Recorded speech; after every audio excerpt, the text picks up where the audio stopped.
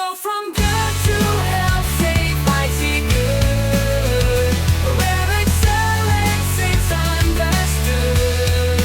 We'd be on good, HealthSafeIT good. My name's Daniel Buchanan. I'm the Marketing and Recruiting Manager at Stringfellow Technology Group. And I am Edward Stringfellow, founder of Stringfellow Technology Group.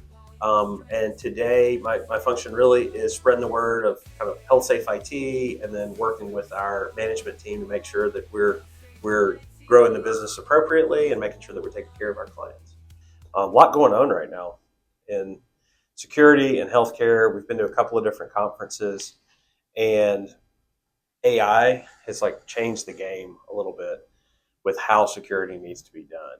And I know that sounds kind of strange, but unfortunately, AI can be used for good, but it can also be used for bad. Would you agree with that? Hackers been using AI for a long time, and scripts and automation. There's a huge breakthrough recently, of course, the ChatGPT era that we live in now. And hackers have access to that. So they don't even have to be that great of a coder now. One of the big things AI does is it helps you code, right? That's right. And so they just have to say, build me a piece of malware into a chat bot that they've built on their own computer, right, and then it'll just spit one out for them. Let me talk through, here's a real simple example, right?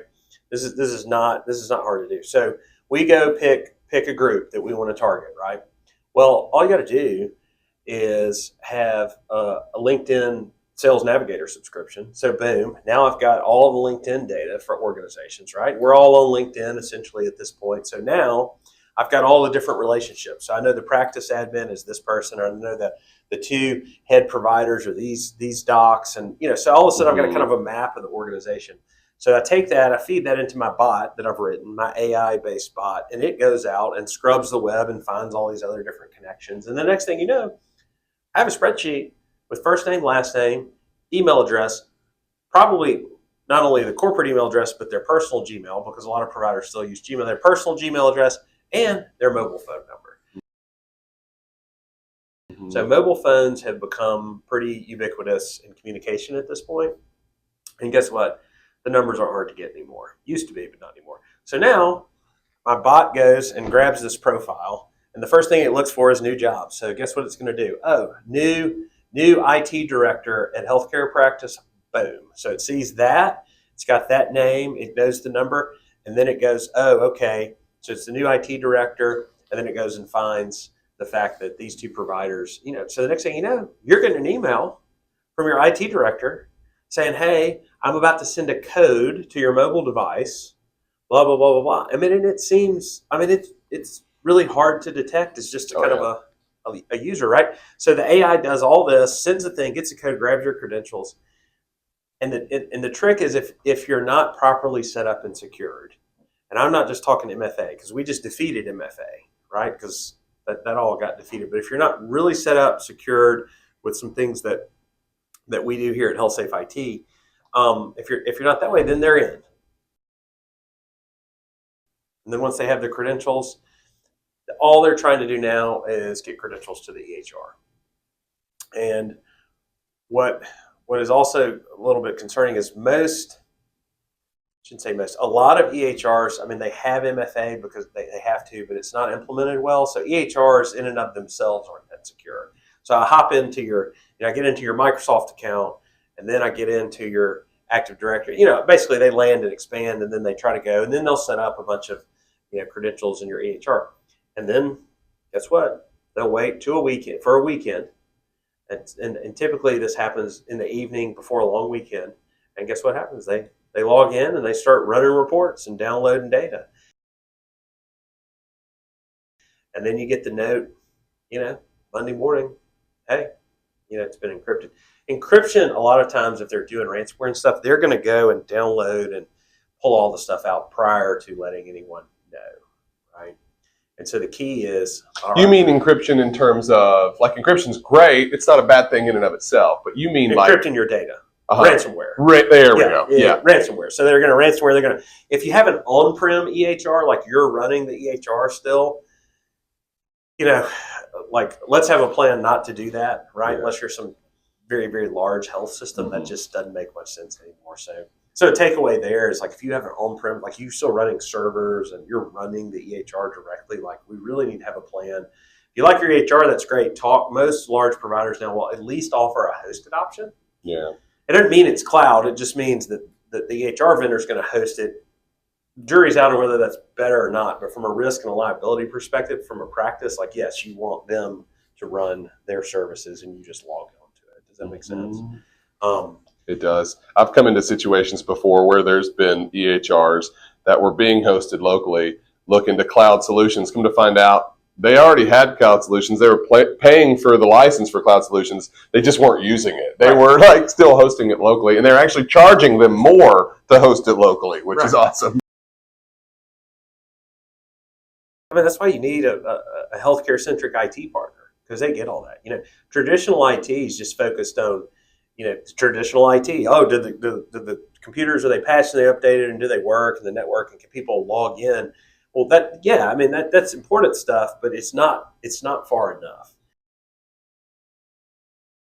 And so the security piece of IT really has to be baked in now. We've had this advent, so there was MSPs and these other groups, and then there was MSSPs. Right. And so now it's like, okay, more tools, more security. And so they have their traditional MSP, and then they just start layering, these groups layer, whether the MSP brings it in or they bring it, it doesn't matter. But now we've got about 4 different things going on, and none of it's really coordinated. And while it seems like that would make you more secure, the reality is you want the one group or solution, we call it HealthSafeIT, but you want this one group that brings all the tools together and integrates them and watches and manages them. So this whole, we've got traditional IT, and then your traditional IT groups bringing you like 8 different add-on security solutions. At some point I would question, it's like, shouldn't all this just be baked in? A lot of times they bring you a solution and a price tag. Because a lot of times it's not fully integrated, and they're going, hey, practice admin, like, you want to be more secure? Well, yeah. Well, do you want to pay $50 more a user a month? And it's like, well, no, I don't. Like, there's got to be a balance. Well, and then so if you've got an MSP or you've got an internal IT group, but then you've got a security provider, an outsourced security provider. Well, then who's doing what? Okay, they're doing security, but do they still have the insight they need into your IT system, like your information systems? Do they even know what's going on? Or are they just kind of reading logs and reacting to logs? Like, are they able to respond meaningfully? The left hand doesn't know what the right hand's doing, so they're getting alerts and flags that we're not aware of because it's not integrated with us, and they're causing, issues when they're doing remediation. It's just kind of a mess. Security should be built into whatever, if you have an outsourced provider, partner, whatever, like 24/7 monitoring. And we've recently shifted. We've always offered, we've always done the 24/7, we're monitoring, obviously. I mean, that's pretty straightforward. But what about 24/7 response? AI doesn't sleep. AI is also programmed to know when's the best time to launch an attack or to hack or those types of things. So with HealthSafeIT, we said, hey, look, it can't be optional anymore. I can't go to the client and say, hey, would you like a SOC, is what it's typically called, Security Operations Center. It can't be an add-on. Like, it can't be something and it can't be so expensive that you're just always going to say no. It has to just be part of the service. Well, it can't be optional, right? And it can't be optional. So so if you're a healthcare IT provider, which is what we are, like, you got to figure that out, and we have figured it out, and we've integrated it into what we're doing. But if you're a practice admin and you're having people come to you, and it's always an extra fee and it's additional and optional, like, that's not great. Because when it's optional, all that's going to happen when you have a breach was the first thing that the provider's going to say. Remember when I asked you to spend an extra $4,000 a month, and you said no, and no. Well, I get it's financial, but did that provider, did they do a good job explaining the implications? Did they do their work to integrate it properly? And typically the answer is no. Security should be built in. It should just be part of what's going on. It shouldn't be an add-on or optional. And it should be 24/7. I mean, we've seen it too many times. Sure, we've detected and stopped tons of breaches all the time. I mean, it happens all the time, but the trend is that it's happening all the time. So unless you have 24/7 monitoring and response, it's the 24/7 response that we've baked in that I think is going to make the difference. Because if you don't have that, I think I know that your chance for a successful breach is going to be much higher.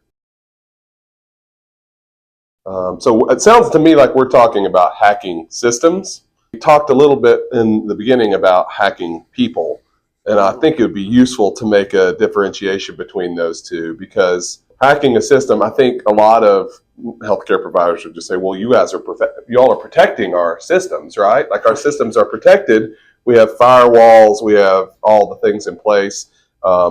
But that's not the only way. That's not the only thing that gets hacked, right? So there's also people can be hacked as well. So what does that mean? How do you hack a person? So hacking a person, typically referred to as social engineering, right? It's just tricking somebody. Microsoft just called me. Is that okay? It's like, no, Microsoft's never going to call you, and that's an example of social engineering. Again, now that I've got your name, your corporate email, your personal email, your cell phone number, and I know the reporting structure of your org with your boss, like all of a sudden it's real easy for me to say, hey, Daniel, your boss said that, I need to send you this text and you need to go get these gift cards. I mean, that's a pretty prevalent thing, and people fall for it because, it all lines up, right? Not only the criminals have gotten smarter, but AI also helps them put the pieces of the puzzle together. AI can even pull in from social media, and that's how these people they'll get messed up on a home closing because somebody's putting, oh, we're so excited to move into our new home, or we found it, and next thing you know, the bank draft comes through like in perfect timing, and that's what happens. So when we talk about hacking people, that's social engineering. The only way to do that is training and education. You have to provide security rules training anyway. So let's go beyond just barely checking a box. Let's make it part of what's going on all the time. So we've integrated training. Actually, we've integrated our training directly into Microsoft Teams. So it's awesome. It's just sitting right there. It lets you know when you need to complete your training, and it's just easy. We've got to make training be part of the workflow, not something you do extra, because that training is very important. The social engineering and understanding, wait a second, Microsoft would never call and ask for our password. HealthSafeIT doesn't ever ask for my password. They'll reset it, but nobody ever should ask for your password. You should, all those types of things. And training will help with that. The other piece is business email compromise. So that's the emails with bad links and stuff like that. Those have gotten so good. We can only put so much technology in place to stop it. We can't just be completely ignorant of security and be like, oh, IT's got it. You've got to have some awareness. And so having training be part of there's the 24/7 monitoring. And to your point, that's kind of systems and kind of technical. But then you're right, there's the training piece that also should not be optional and be included. And in our case, we provide some tools directly in Microsoft 365, right? I wonder if this, and you can click right there and it'll analyze the email in real time and talk you through this. You can agree or not. You can take a training right there. So I think training and awareness is also super important. It is also, I don't know about the first line of defense, but it is a very strong line of defense against the business email compromise.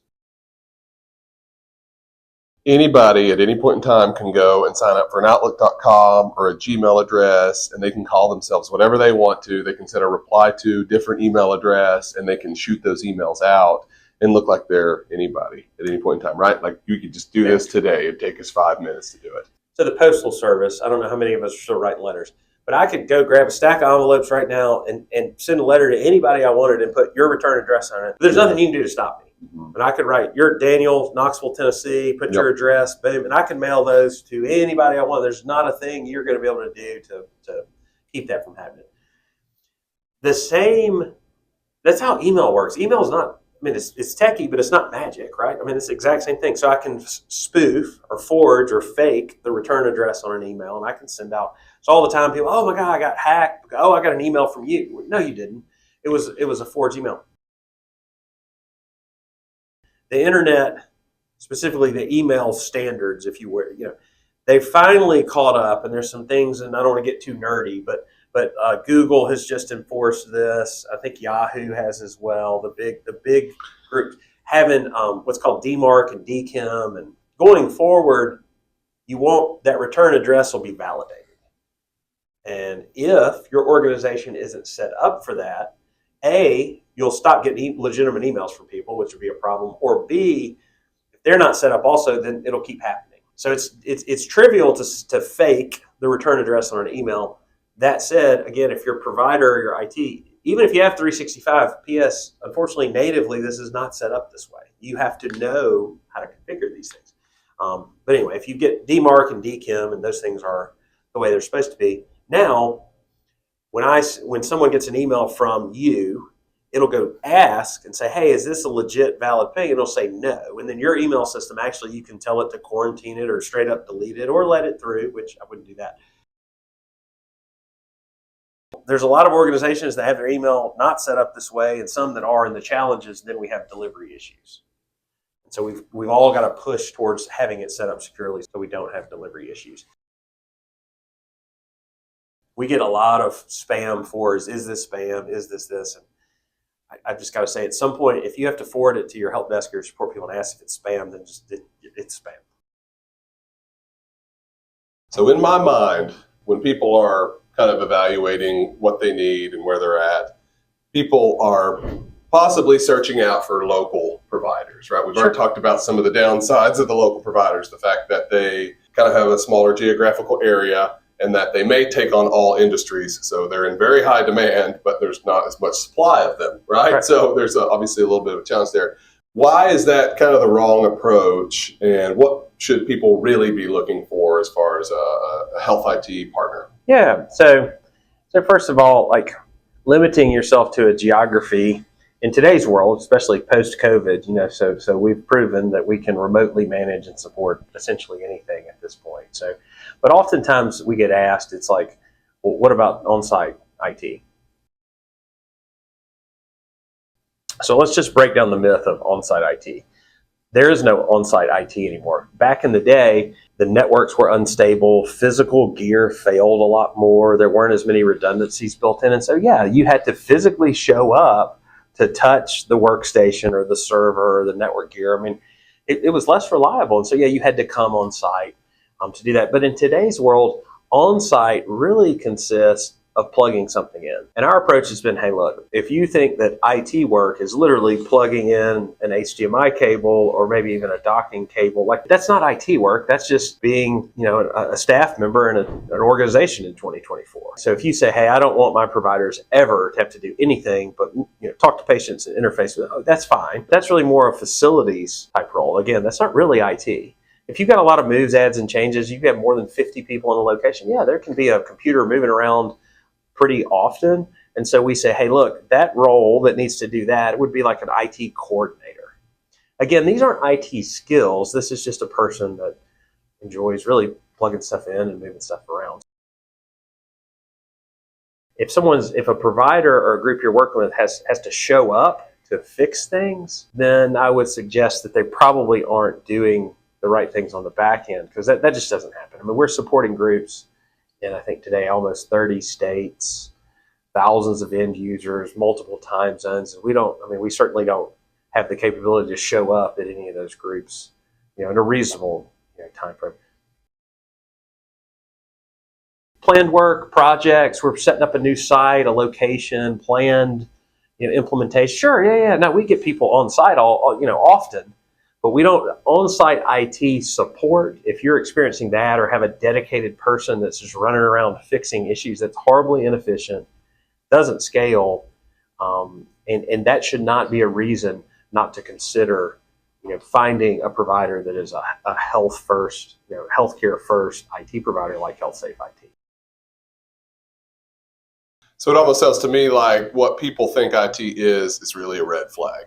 Elaborate a little more. Well, you think about it. So like everybody thinks, oh, IT, well, they come hook something up for me, right, or they come fix things when it's broken. Right. And in all actuality, that's kind of a red flag, because the real question should be, why are things breaking? Bingo. So often people don't, they do. They go, oh, well, it's like it's a little bit like reverse hero theory. They're not connecting the dots between the tactical, reactive, on-site IT person. That's how they keep relevant, right? And things break and they fix them, and you get in this that, oh, well, I have to have my IT guy because stuff breaks all the time, and he's here really quickly. What if stuff didn't break? We've talked previously about technical debt. Like if you got a massive pile of technical debt and you can't properly fund and you have no planning or strategy to get out of it, yeah, it's called the reactive death spiral. Everything's reactive. It's Band-Aids and patches. And it's very important when you're looking for an IT partner, limiting yourself to who's local, to your point, or on-site or whatever. I mean, we have groups following the old model. It's like the MSP the traditional MSP model of patch and update and monitor and manage. And then plus they're providing a full-time on-site resource. Well, that just says to me that they don't understand how to deliver their services. And rather than figure that out, they're just going to charge you for a Band-Aid. The people that are doing on-site IT support are typically very nice and they want to help and they're good people and they're helpful and all those things. But you've got to take that out of it and think about the role. Why do I have a role in my organization that requires a provider to call them, go do something else while they wait for them to physically appear, fix the issue, do this, move them out of their chair? I mean, it's hardly efficient versus let's eliminate as many issues as we can. And then the issues become very simple. Password reset, do this, set this up. Like just minor stuff that's a quick help desk call with an under 10-minute end-to-end resolution time and a 12-second answer time. I mean, who doesn't want that?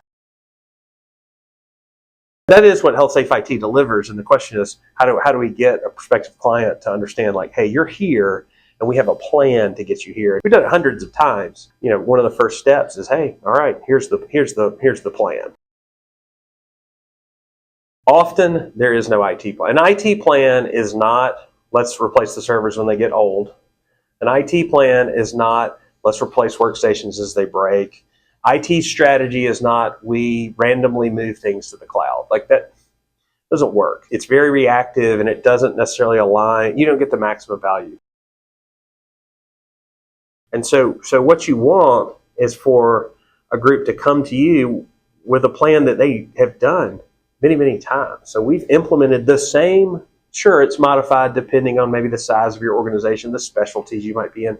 But the reality is the HealthSafeIT roadmap is proven across hundreds of implementations. And so we don't have to change it. We have to modify wherever you are. There might be different orders of some things, but at the end of the day, we've got the plan.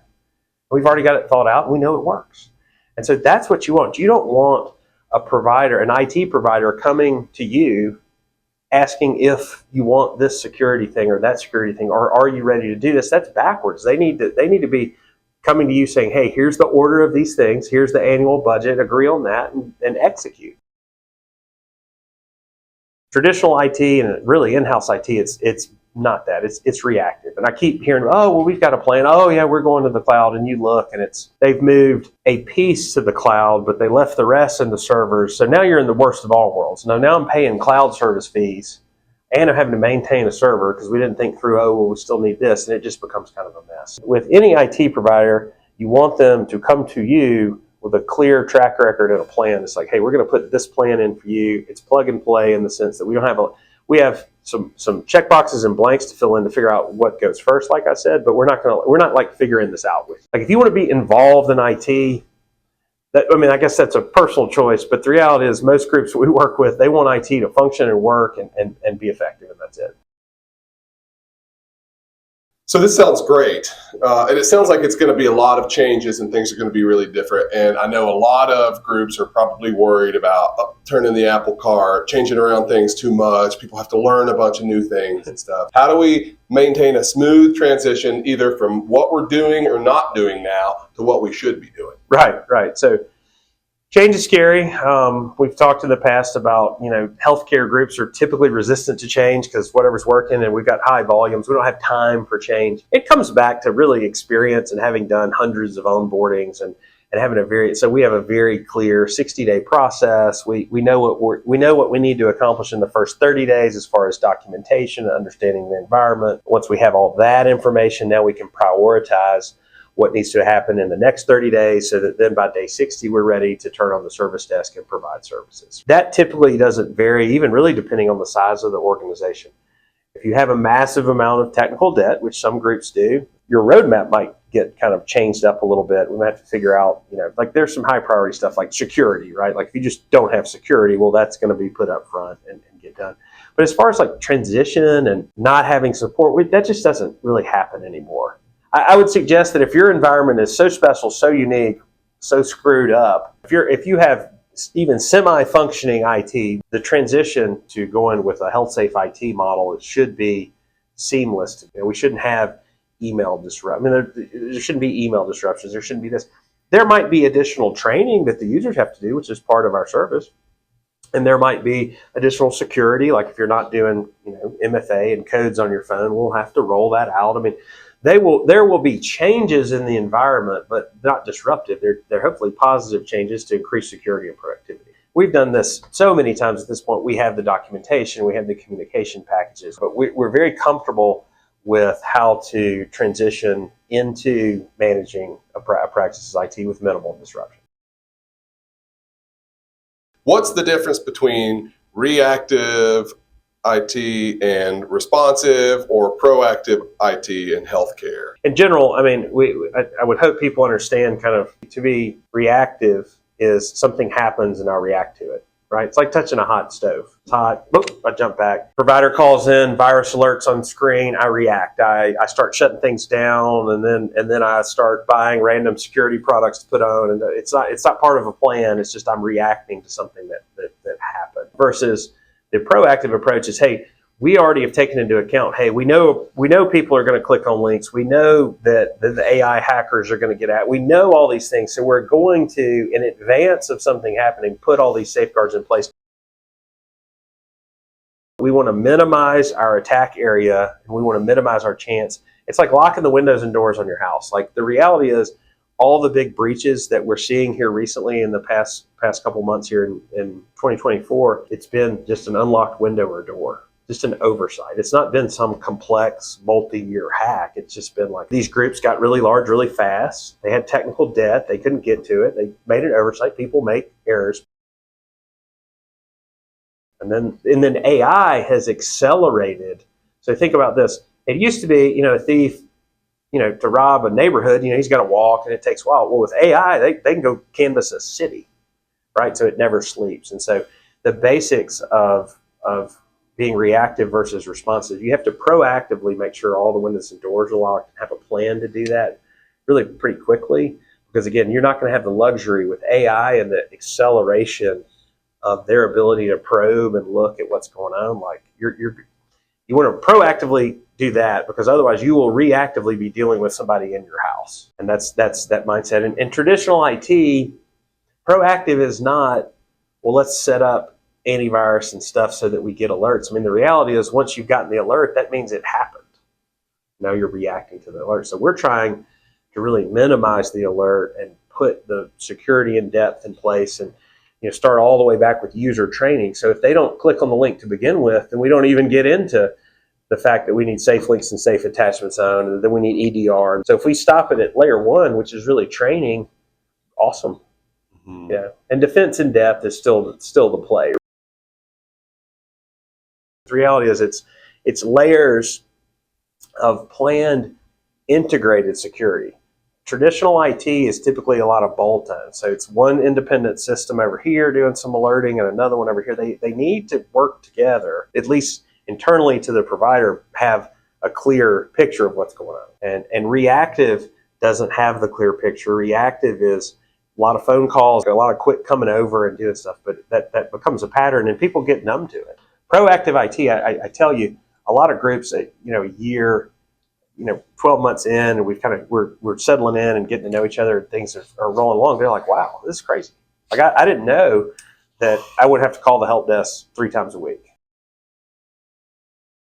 So if I'm not getting as many tickets and stuff's not breaking as much, how do I make sure that I'm still taking advantages of the services and the products that we offer? And how do I maximize my return on investment for my IT spend? Like if everything's working great, then what do we do, with all that extra time, and what do we do? But what are we paying for if everything's working, right? Well, so that's what you're paying for is the extra time. is the outcome. So often people equate, well, y'all, we don't call y'all anymore. Y'all don't do any work. It's like, well, hold on.